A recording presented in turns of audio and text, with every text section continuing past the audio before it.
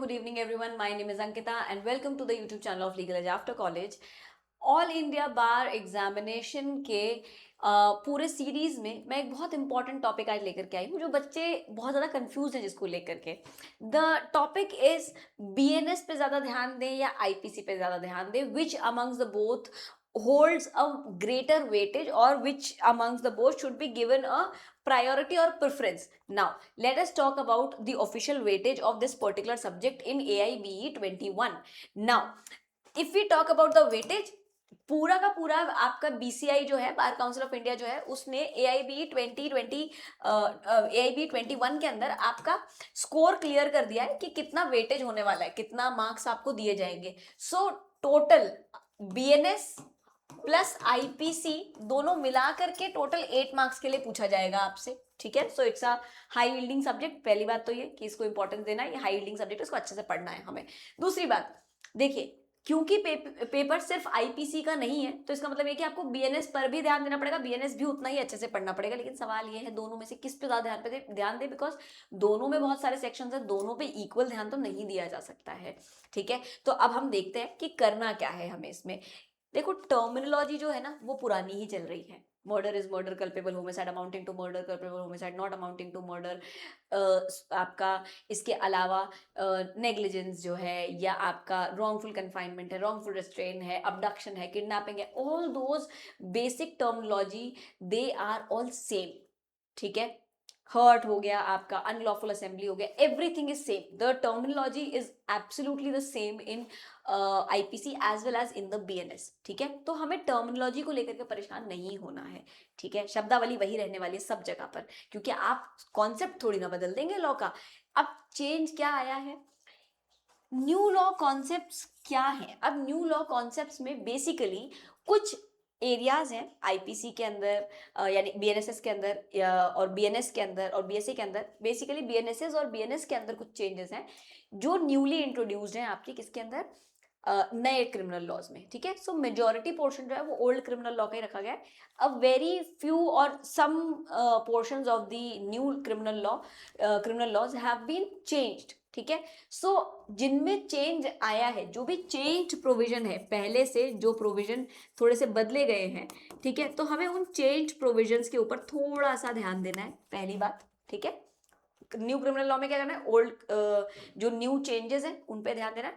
मैं सेक्शन का चेंज नहीं बात कर रही हूँ यहाँ पे, मैं बात कर रही हूँ कोई नया कॉन्सेप्ट इंट्रोड्यूस हो गया, या किसी कॉन्सेप्ट को नया इंटरप्रिटेशन दिया गया, या किसी कॉन्सेप्ट को और एलॉबरेट किया गया है, तो वो कॉन्सेप्ट पढ़ लो। बाकी ओल्ड टर्मिनोलॉजी आईपीसी से पढ़नी है हमें, ठीक है। नाउ मूविंग अहेड, मतलब कॉन्सेप्ट जो है अगर हमने आईपीसी पढ़ा हुआ है तो वो कॉन्सेप्ट हमारा चल जाएगा। अब प्रायोरिटाइज किसको करें, देखिए ज्यादा प्रायोरिटाइज करने की जरूरत हमें लॉजिकल बेसिस पे बीएनएस को है। बीएनएस को लॉजिकल बेसिस पे इसीलिए ज्यादा प्रायोरिटाइज करने की आवश्यकता है क्योंकि जब आप कोर्ट में जाएंगे तो आप ऑब्वियसली ये देखेंगे कि पूरा कोर्ट जो है वो बीएनएस के अकॉर्डिंग फंक्शन कर रहा है, या मेजोरिटी कोर्ट में जो मामले चल रहे हैं वो बीएनएस के आधार पर चल रहे हैं, बिकॉज यही फ्यूचर है ना, यही। क्योंकि आईपीसी तो आपका रिपील हो चुका है, रिप्लेस हो चुका है कंप्लीटली, उसकी जगह ले लिया बीएनएस ने। तो अब जो धाराएं लगेंगी, चार्जशीट्स बनेंगी, मामले चलेंगे, वो सब आईपीसी के नहीं बल्कि बीएनएस के चलेंगे। तो फ्यूचरिस्टिक अप्रोच से अगर हम देखें तो हमारा बीएनएस पे ज्यादा कमांड होना ज्यादा इंपॉर्टेंट है, प्रैक्टिकल तौर पे, है ना, रियल लाइफ में, प्रैक्टिकल सिचुएशन में। अब रही बात एग्जाम की, तो एग्जाम के अंदर भी बीएनएस के ऊपर आपका कंट्रोल होना जरूरी है, क्योंकि पुरानी धाराएं तो बहुत बच्चों को याद है, नई धाराओं में बच्चे थोड़ा सा चैलेंज फील कर सकते हैं। नए सेक्शन, नए प्रोविजंस में नए चेंजेस जो इंट्रोड्यूस हुए उसको लेकर के नया बच्चा, जो नया लॉ है वो आपको कंफ्यूज कर सकता है, इसलिए नए लॉ पे हमें ज्यादा फोकस देना है, ठीक है। So as I said, IPC has been replaced, उसकी जगह कोर्ट के अंदर ले ली है बीएनएस ने, और बीएनएस की तरफ अब कोर्ट का जो रुझाव है वो ज्यादा दिखेगा आपको, क्योंकि मामले अब उसी कानून के अंदर दर्ज होंगे, ठीक है। अब जो भी मैटर्स हैं वो सारे सारे आपके बीएनएस में ही दर्ज होंगे। Then therefore AIB 2026 is also will also be focusing more on BNS and another point जिसकी वजह से हम ये कह सकते हैं कि बीएनएस पे ध्यान देना चाहिए, इन्होंने इंट्रोड्यूस तो कर ही दिया ना, इन्होंने कहा है कि आईपीसी और बीएनएस दोनों पढ़ना है, इसका मतलब बीएनएस पर भी इनका फोकस रहेगा। सो प्रैक्टिकलिटी और एग्जाम दोनों के पॉइंट ऑफ व्यू से बीएनएस ज्यादा इंपॉर्टेंस रख रहा है।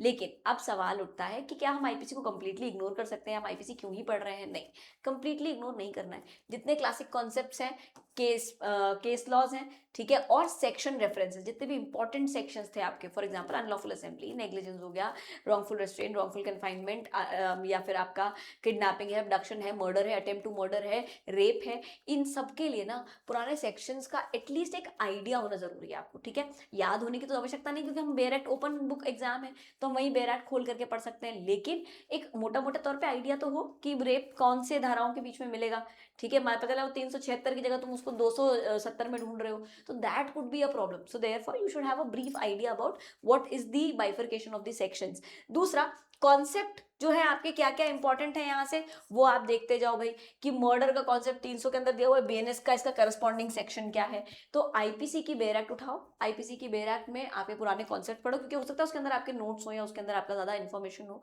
तो आप उसको पढ़ो। उसको पढ़ने के साथ में उसमें नए क्रिमिनल लॉ का करस्पॉन्डिंग सेक्शन क्या है वो लिख लो, ठीक है। नाउ स्मार्ट वेटेज स्प्लिट अगर हम करें यहाँ पे, तो 5 से 6 क्वेश्चंस आप एक्सपेक्ट करो बीएनएस से, न्यू क्रिमिनल लॉज से, ठीक है, क्योंकि आप प्रैक्टिस जो है वो नए क्रिमिनल लॉज पे ही चलेगी, और एआईबी का एग्जाम बेसिकली बार एनरोलमेंट है, तो प्रैक्टिस के ही दृष्टिकोण से किया जाता है या उसी के विजन से किया जाता है, तो इसीलिए 5 से 6 मार्क्स जो है आपके कहाँ से आएंगे, बीएनएस से आएंगे। 2 से 3 मार्क्स आपके आईपीसी के कॉन्सेप्ट से आएंगे, ये बात याद रखना, फेमिलियर कॉन्सेप्ट्स ज्यादा इंपॉर्टेंट कॉन्सेप्ट से पूछे जाएंगे। एंड 1% जो आपका या एक आधा सवाल जो है आपके 8 क्वेश्चंस में से, वो आपका पूछा जाएगा जहां दोनों ही चीजें इन्वॉल्व है, BNS also and IPC also, यानी कि एक कंपेरेटिव स्टडी वाला आपसे क्वेश्चन पूछ लिया जाएगा, ठीक है।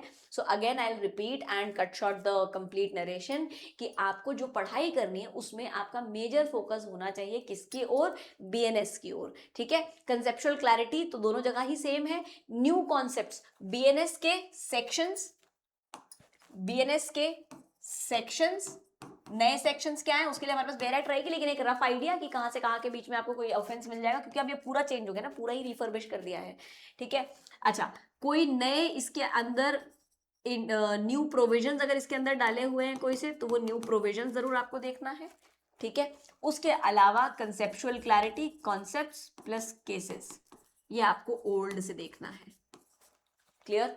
सो आई होप ये आपको क्लैरिटी दे। यहाँ पर बेस्ट स्ट्रैटेजी दोनों को पढ़ने के लिए यही है, पहले अटेम्प्ट में आईबीए क्लियर करने के लिए, कि बीएनएस की बेयर एक्ट अपने साथ में रखिए, आईपीसी की बेयर एक्ट अपने साथ में रखिए, और एक मोटा मोटा आइडिया रखिए कि कहाँ पर आपको बीएनएस का कॉन्सेप्ट आईपीसी में मिलेगा और आईपीसी का कॉन्सेप्ट बीएनएस में मिलेगा। तो अगर मर्डर 300 में है आपका आईपीसी के अंदर, तो बीएनएस के अंदर कौन सी धाराओं में आपका मर्डर होगा, ये देखना बहुत जरूरी है। और देखिए मैं आपको एक और क्लैरिटी बता दूं, बीएनएस पे ज्यादा ध्यान देने की क्यों जरूरत है, बहुत सारी चीजें ना बीएनएस के अंदर चेंज करी हैं, और जो सेक्शंस है वो बहुत ड्रास्टिकली चेंज कर दिए गए हैं। जैसे कुछ चीजें, जैसे मान लीजिए सेक्शन 21 पब्लिक सर्वेंट समझाता था, ठीक है, अब पब्लिक सर्वेंट सेक्शन 21 में नहीं है, बल्कि सेक्शन 2 के सबसेक्शन के अंदर है, ठीक है। So it's very important that we read all these things. BNS पढ़े बिना मत जाइएगा, आईपीसी की धाराएं भले ही ना याद हो, बीएनएस की धाराएं याद करने का कोशिश कीजिएगा, या एटलीस्ट एक मोटे मोटे तौर पे अंदाजा लगाने का कि जो